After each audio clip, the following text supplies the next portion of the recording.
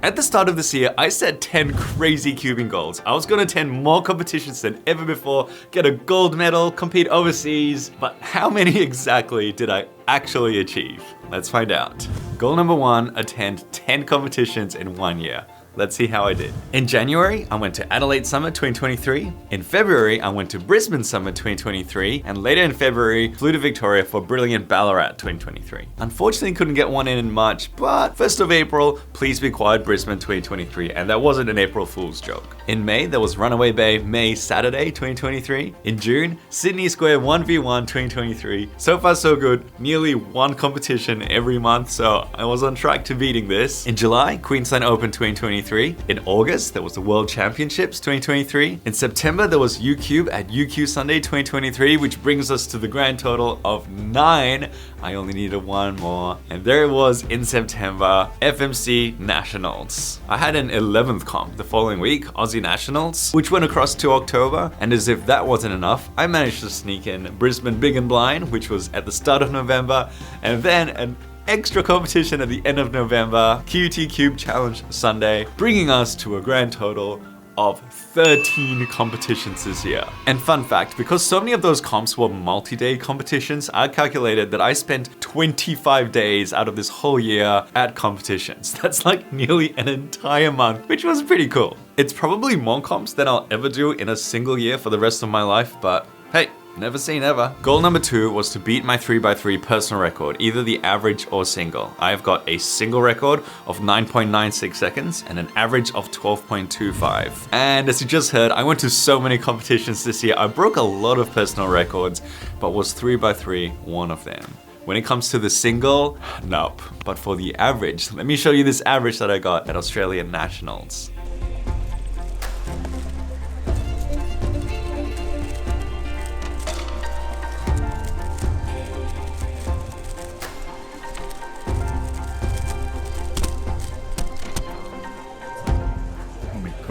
I need a 12.5 or better for a PR average. Do you think it's possible, Ola? Possible, but unlikely. It's been so long, and it's one of my goals for 2023. Oh no, here it is, here it is. 8 seconds.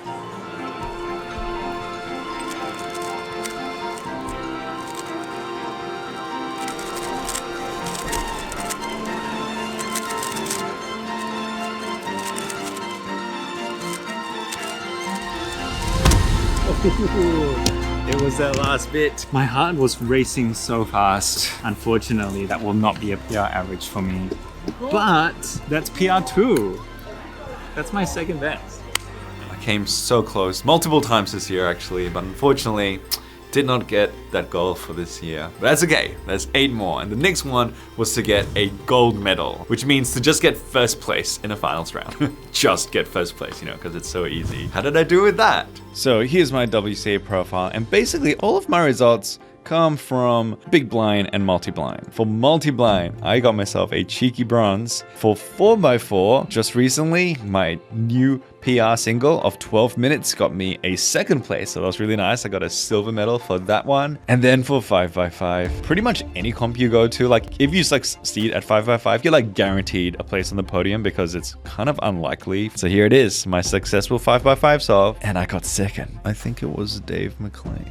Yes, it was.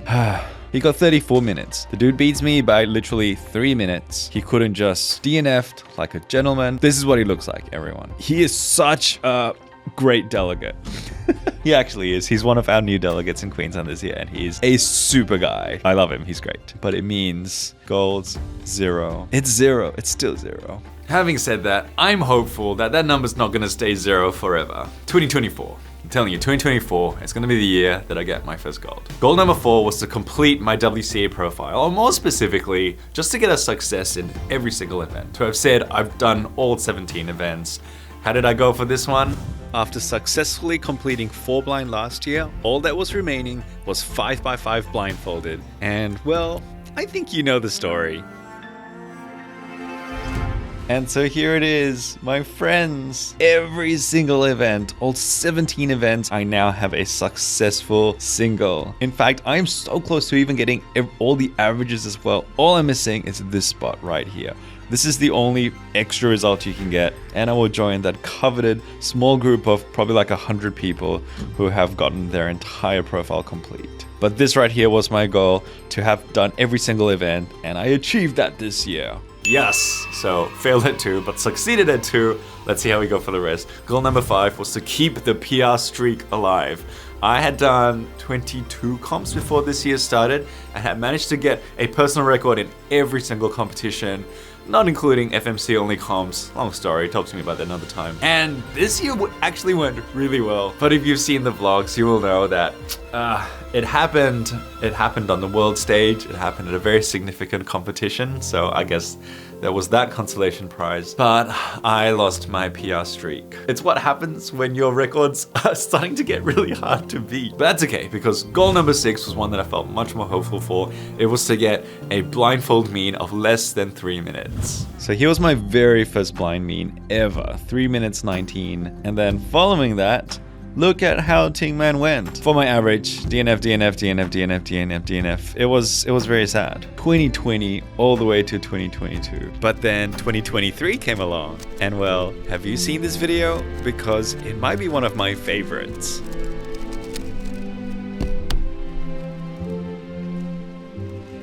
Take the blindfold off.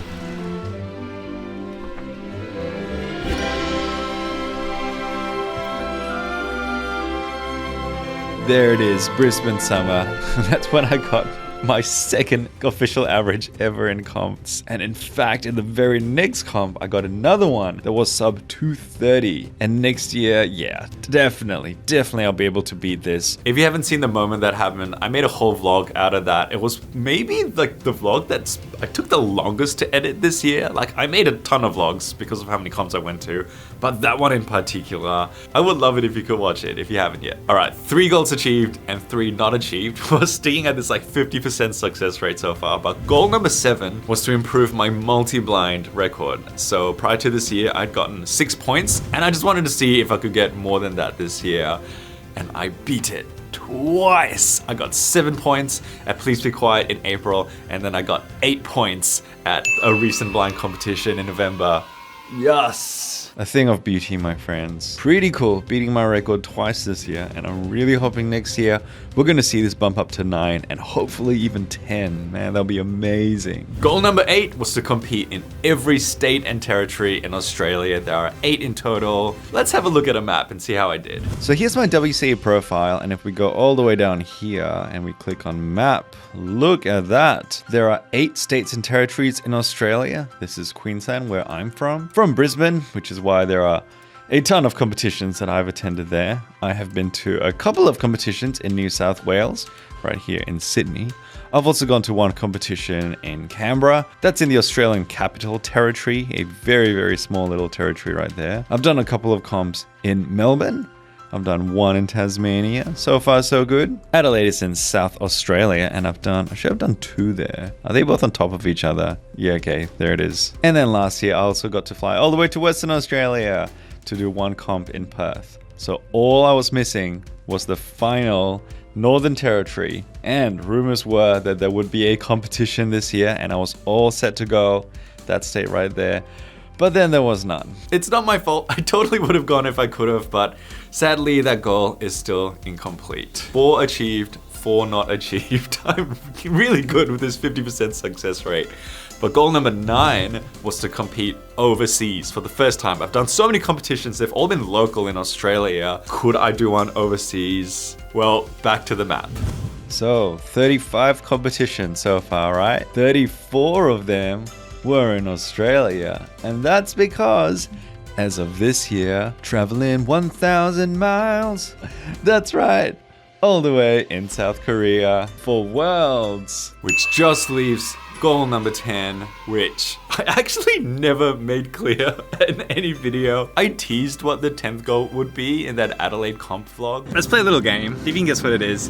Goal number 10 is I want to achieve something in cubing that has a likelihood of less than 1 in 15,000. It was to get a last layer skip in competition. Let's grab a cube. So I've gotten like, you know, all-L skips. That's when if you're doing CFOP, you put in your final pair and then all of a sudden you skip the all-L stage. And then of course I've also gotten PLL skips when you do the all-L and then suddenly the PLL stage is done. But to get both of them at the same time, it's super unlikely. Did I get one this year? And the answer is nope. It brings us, my friends, to a grand total of 5 goals failed and 5 goals achieved.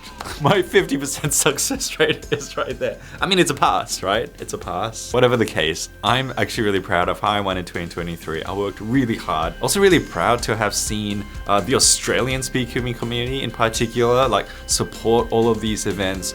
And just the way, you know, you guys, just seeing you guys like volunteer as judges or runners or organizers, and also, you know, Speedcubing Australia, the incredible, crazy amount of work just putting all of these events on. Here's to brighter and better things. But I do want to ask, were there any goals, any things that you were particularly proud of that happened this year that you would like me to know? Leave it down in the comments. I promise I'll read every single one. And here's to 2024, hopefully an even more exciting, huger year of speedcubing for the whole world. I'll leave the final words to Sticky Ricky. What would you like to say, mate? Seriously?